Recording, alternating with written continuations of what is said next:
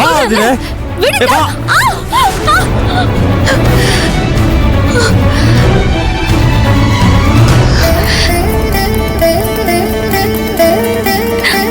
ஐயோ அண்ணே அண்ணே அண்ணே என்ன பிரபு ஆதிர ஏப்பா இப்படி எல்லாம் பண்ற? பிரபு கண்ணா, நீ ஏன் ஆதரை கிட்ட இப்படி நடந்துக்கலாமா? அவளே போலீஸ் ஸ்டேஷன் லாக்கப்லயும் ஜெயிலையும் இருந்து கஷ்டப்பட்டு வந்திருக்கா.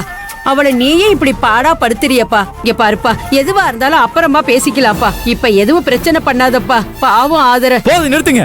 நீங்க எல்லாரும் ஒண்ணு சேர்ந்துக்கிட்டு தான் எனக்கு தெரியாம இவ்வளவு பெரிய திருட்டுத்தனம் பண்ணிருக்கீங்க. என்ன சொன்னீங்க? திருட்டு வேலையா? பேசாத, நீ பேசாத. மச்சான் மச்சான் கோவப்படாத மச்சான். இப்படி கோவப்பட்டு பிரஷர் ஜாஸ்தி ஆயிடுச்சுன்னா உன் உடம்பு முடியாம போயிடும்டா. போட்டு சாமி போட்டும். இந்த வீட்ல எனக்கு தெரியாம நடக்கிற ஒன்னொன்னையும் நினைச்சு பார்த்து ஏற்கனவே மனசு முடியாம போயிருச்சு. உடம்பு தானே முடியாம போகும், அவ்வளவுதானே. போட்டும், எக்கடா கட்டு போட்டும். அண்ணே என்ன இப்படி பேசுற? ஏய், யார் எதுவும் பேசாதீங்க. உங்க எல்லாரும் மேலயும் நான் கொலை வெறியில இருக்கேன். யாராவது தேவையில்லாம குறுக்க பேசுனீங்க அவ்வளவுதான், பாத்துக்கங்க.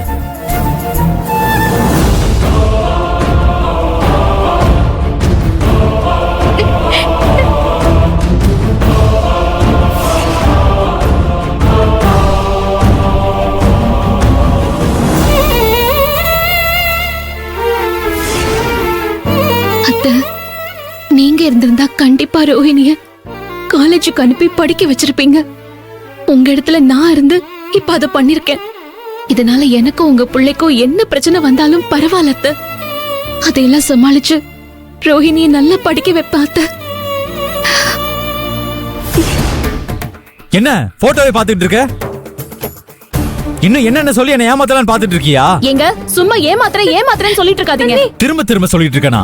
அப்படிதான் சொல்லுவேன். 100 தடவை இல்ல, 1000 தடவை இல்ல, 1,00,000 தடவை சொல்லுவேன். மச்சான் டேய், நீ பேசாம இரு சாமி. பண விஷயத்துல நான் எவ்வளவோ பேரை நம்பி ஏமாந்துருக்கேன். எவ்வளவோ பேர் என்ன நம்ப வச்சு ஏமாத்திருக்காங்க. அதனாலதான் பணம்னு வந்தா நான் யாருமே நம்புறது இல்ல.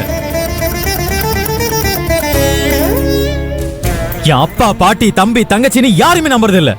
பணத்துக்கு முன்னாடி பாசம் எல்லாம் வெறும் வேஷங்கிறது தான் என் வாழ்க்கை எனக்கு கத்து கொடுத்த பாடம். ஆனா நீயும் அதே பாடத்தை மறுபடியும் எனக்கு கத்து கொடுப்பேன்னு நான் கொஞ்சம் கூட நினைச்சு பார்க்கலாம். அதுல நீயும் நானும் நமக்கு பிறக்க போற குழந்தையோட ஒரு சந்தோஷமான வாழ்க்கை வாழணும்னு ஆசைப்பட்டேன். பொதிமாட பாரத்தை சுமந்துட்டு இருக்கிறேன்னா அதை இறக்கி வச்சுட்டு உன் கூட ஒரு நிம்மதியான வாழ்க்கை வாழணும்னு கனவு கண்டேன். அதுக்காக தான் என் கனவு வீட்டை வாங்குறதுக்கு போராடிட்டு இருக்கேன். இந்த போராட்டத்துல நீ எனக்கு பக்கபலமா இருப்பேன்னு சொன்ன. எனக்கு துணையா இருந்து கை கொடுப்பேன்னு சொன்ன. வீட்டு வாசல்ல வாட்டர் கேன் கடை வைக்கிறது, அதுல வர வருமானத்தெல்லாம் என் கனவு வீட்டுக்கு கொடுக்கறான்னு சொல்லி எனக்கு நம்பிக்கை கொடுத்த. நானும் உன்னை முழுசா நம்பினேன்.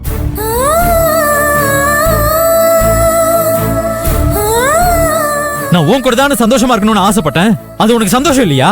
ஒரு பொண்டாட்டி ஒரு புருஷனோட எல்லா நல்லது கெட்டதிலையும் பங்கெடுத்துக்கணும்னு சொல்லுவாங்க. அப்படி இருக்கிறப்ப புருஷனோட கனவுக்கு பொண்டாட்டி துணையா இருக்க வேண்டாமா? உதவி பண்ண கூடாதா? புருஷனோட கனவு விட்டு தள்ளி போயிடணுமா? இல்லங்க, நீங்க புரியாம பேசிட்டு இருக்கீங்க. புரியாம பேசிட்டு இருக்கேன்ல சொல்லாத. புரியாம பேசிட்டு இருந்தேன்னு சொல்லு. இதுக்கு முன்னாடி நான் உன்னை புரிஞ்சுக்காம தான் இருந்தேன். ஆனா எப்ப இந்த ரஞ்சித்தோட சூசைட் கேஸ் வந்துச்சோ அதுக்கப்புறம் நான் உன்னை நல்லாவே புரிஞ்சுக்கிட்டேன். ஏங்க இப்படி எல்லாம் பேசுறீங்க? வேற எப்படி பேச சொல்ற? ரஞ்சித் சார் சூசைட் பண்றதுக்கு 10 நிமிஷத்துக்கு முன்னாடி உன் அக்கௌண்ட்டுக்கு 2 லட்சம் ரூபாய் பணத்தை போட்டு விட்டுதா ஏசி சொன்னப்போ நான் சத்தியமா நம்பவே இல்லை. அந்த ஆள் உன்னை பழி வாங்குறதுக்காக அநியாயமா ஒரு கேஸ போட்டு அந்த கோர்ட்ல நிரூபிக்கிறதுக்காக பொய்யான ஆதாரத்தை கிரியேட் பண்ணிருக்கான்னு நினைச்சேன். அந்த பாவி உன்னை ஜெயிலுக்கு அனுப்பிட்டானேன்னு அவனை கொல்றதுக்காக நம்ம பூஜை ரூம்ல இருக்கிற அருவாளை தூக்கிட்டு கிளம்பிட்டேன். இவங்க எல்லாரும் சேர்ந்து தடுத்ததுனால தான் நான் விட்டுட்டேன். இல்லைன்னா அவனை வெட்டி போட்டுட்டு நான் ஜெயிலுக்கு போயிருப்பேன். ஏன் தெரியுமா?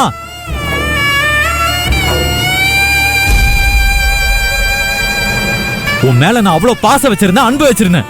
உன்னை என் உசுரா நினைச்சேன். அதனால தான் நான் என் மேல வச்ச நம்பிக்கையை விட உன் மேல அதிகமா நம்பிக்கை வச்சேன். நீ சொன்ன ஒவ்வொரு வார்த்தையும் உண்மை நினைச்சு தலையாடிட்டு போயிட்டே இருந்தேன். அகல்யாவுக்கும் ஜெகனுக்கும் செமஸ்டர் ஃபீஸ் கட்டுறதுக்கு உன் அப்பா தான் பணம் கொடுத்தாருன்னு சொன்னதை கூட நான் பொய்ன்னு சந்தேகப்படல. ஆனா நீ ரஞ்சித் சார் கிட்ட பணம் வாங்கி தான் உன் தம்பிக்கு தங்கச்சிக்கு ஃபீஸ் கட்டி இருக்க. இதுக்கு பேர் என்ன தெரியுமா? கடைஞ்சு எடுத்த நம்பர் 1 நம்பிக்கை துரோகம். உன் மேல எனக்கு இருந்த பாசத்தையும் காதலையும் ஆதாரமா வச்சு நான் கட்டின நம்பிக்கை கோட்டைய நீயே உடைச்சு சுக்குநூறாக்கி தவிடுபடி ஆக்கிட்ட. கண்ணாடி வீட்டுல கல்ல விட்டு அடிச்சதுக்கு அப்புறம் அந்த வீடே சிலு சிலா நொறுங்கி கிடக்கிற மாதிரி இப்ப என் மனசு நொறுங்கி கிடக்காது.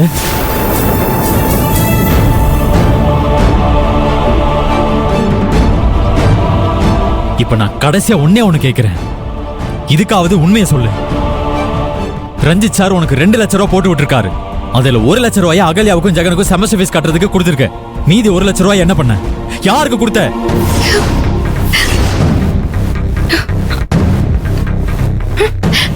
டேய் செந்திலே, ரோகிணிய காலேஜ்ல சேர்த்த விஷயத்திலயும் ஆதிர நல்லா மாட்டிக்க போறான். இன்னைக்குதான் கஞ்ச பயலுக்கு புத்தி தெளிஞ்சிருக்கு. நல்லா பாயிண்டா கேக்குறான் பாரு. இனி ஆதிரியால உண்மையை சொல்லாம இருக்கவே முடியாது. நீ வேணா பாரு. அம்மா பேசாம இருமா. இப்ப நீ சொல்ல போறியா இல்லையா? மச்சான் கோவப்படாத மச்சான். சிஸ்டர் தயவு செஞ்சு இதுக்கு மேல மச்சான்ட்ட எதையும் மறைக்காதீங்க. பேலன்ஸ் 1 லட்சத்தை என்ன பண்ணீங்க சொல்லுங்க ப்ளீஸ். சாமி இவகிட்ட போய் கெஞ்சிக்கிட்டு இருக்க? இங்க பாரு, உங்ககிட்ட தான் கேட்டுட்டு இருக்கேன். எனக்கு தெரிஞ்சாகணும். சொல்ல போறியா இல்லையா?